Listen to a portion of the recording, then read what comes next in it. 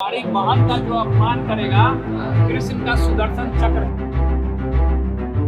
द्वापर युग में एगो लड़ाई हुआ था जेकरा में अपना बेटा के मुंह में एगो अरियल राजा अपना आंख पर पट्टी बांध लेता है। अब पूरा परिवार में लड़ाई करवा देता है। अब आप सोच रहे हो कि अरे ये तो महाभारत जैसा कहानी लग रहा है। तो जी, कहानी तो बिल्कुल महाभारत जैसा है, जहां गद्दी के लिए बिहार में एक बार फिर से लड़ाई हो रहा है। किसी का बकौती सीट नहीं ना है जी। उसको रोना है, उसको गाना है, झुनझुना बजाना है। लेकिन ये कहानी में अंतर बस इतना है कि ये बार लड़ाई राजा और राजा के बच्चा के बीच ना होके बल्कि राजा के दोनों अपना ही बच्चा के बीच हो रहा है। अब आप सोच रहे होंगे कि अरे हम किसका बात कर रहे हैं, तो चलिए हम ही आपको बताते हैं कि हम किसके बारे में बात कर रहे हैं। हम बात कर रहे हैं बिहार का सबसे बड़ा पॉलिटिकल परिवार लालू यादव और उनका पूरा कुनबा के बारे में। देखिए, बात है कुछ ऐसा कि इस बार होने वाला है बिहार में विधानसभा चुनाव। इस बार कैसे भी करके लालू यादव अपने छोटका बेटा को बिहार का राजा माना जाता है। लेकिन देखा जाए तो हिंदू धर्म में बाप का उत्तराधिकारी आमतौर पर बड़े बेटे को माना जाता है, लेकिन लालू यादव यहाँ अपने बड़का बेटा को बुड़बक समझते हैं और छोटका बेटा को राजा माना जाता है। बिल्कुल वैसे ही जैसे बाहुबली वाला फिल्म याद है ना जी, जेकर में भल्लाल देव के बाप को अपाहिज होने के कारण राजा नहीं मानता है, बिल्कुल वैसे ही लालू यादव अपना बड़का बेटा को बुड़बक समझते हैं और राजा बनने के रेस से ही गायब कर देते हैं। खैर, अब आते हैं महाभारत वाला कहानी पे कि जैसे महाभारत में धृतराष्ट्र अंधा होकर कुर्सी पर बैठकर पूरा महाभारत देख रहे थे, वैसे ही लालू यादव अपना बुढ़ापा में कुर्सी पर बैठकर पार्टी और परिवार का संग्राम देख रहे हैं। लालू यादव का चार चार गो बेटा राजनीति में है, लेकिन घर के अंदर बाहर हर जगह कोर्ट कचहरी लड़ाई झगड़ा यही सब मचा हुआ है। एक समय था जब लालू यादव कौरव और पांडव का कहानी सुनाया करते थे, लेकिन आज वह लालू यादव बिहार के राजनीति का धृतराष्ट्र बन के बैठे हुए हैं।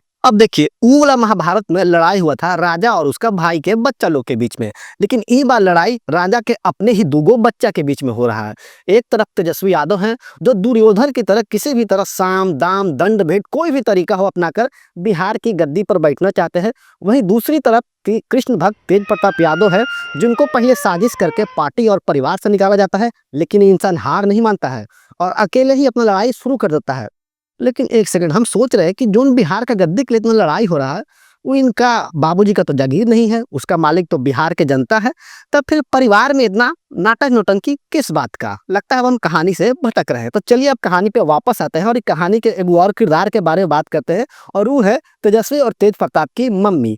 जैसे उगला महाभारत में गंधारी सही और गलत का पहचान होते हुए भी चुपचाप बैठी ही रहती थी, वैसे ही लालू परिवार की धुरी राबड़ी देवी कभी अपने पति की छाया बनकर तो कभी तेजस्वी तेज प्रताप में संतुलन बनाने के चक्कर में लगी हुई रहती है। लेकिन इस बार लड़ाई तो अपना दोनों बच्चा के बीच में है, तो बेचारी माँ कुछ कर नहीं सकती है और अपना पति के साथ ही चुपचाप बैठी रहती है और परिवार का लड़ाई देखते रहती है। तो चलिए अब बात करते हैं कहानी के दूसरा कैरेक्टर के बारे में। तो जैसे महाभारत में विदुर हमेशा सबको सही सलाह देते थे, लेकिन उनका सुनता कोई नहीं था, वैसे ही लालू परिवार में मीशा भारती हैं जो राजनीति में आने के लिए खूब मेहनत करती है। इसके लिए बाबूजी उनको कभी राज्यसभा से सांसद बनाते हैं तो कभी लोकसभा से सांसद बनाते हैं, मतलब कि उनको बिहार से पूरा गायब कर दिया गया है। लेकिन मीशा जी चाहती है कि उनके परिवार में राजनीति बिल्कुल सीधा साधा ईमानदारी तरीके से चले, लेकिन अपना सांसदी के लालच में वो अपना बाबूजी और छोटका भाई को कुछ बोल भी नहीं पाती है। तो अब बात करते हैं लालू परिवार के सबसे बेबाक आवाज मतलब कि रोहिणी आचार्य के बारे में। अरे आपकी जानकारी के लिए बता दें कि वही बेटी है जो लालू यादव को अपना किडनी देती है, लेकिन आज वह बेटी को पार्टी या परिवार से साइडलाइन लगाने की तैयारी हो रही है। ट्विटर पर कभी पार्टी में वह हो रही राजनीति का विरोध करती है तो कभी अपने दोनों भाइयों का समर्थन करती है।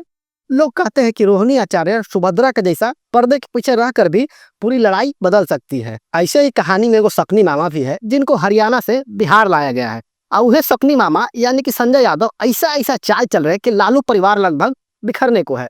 पहले तेज प्रताप यादव को पार्टी और परिवार से निकाला गया और अब वही तैयारी रोहिणी आचार्य को लेकर के भी चल रहा है, ताकि तेजस्वी के टक्कर में लालू का कोई बच्चा उनके परिवार और पार्टी में न टिक सके। तेजस्वी जी के साथ जो संजय जी हैं हरियाणा के, उनको कौन यहाँ छीन रहा है?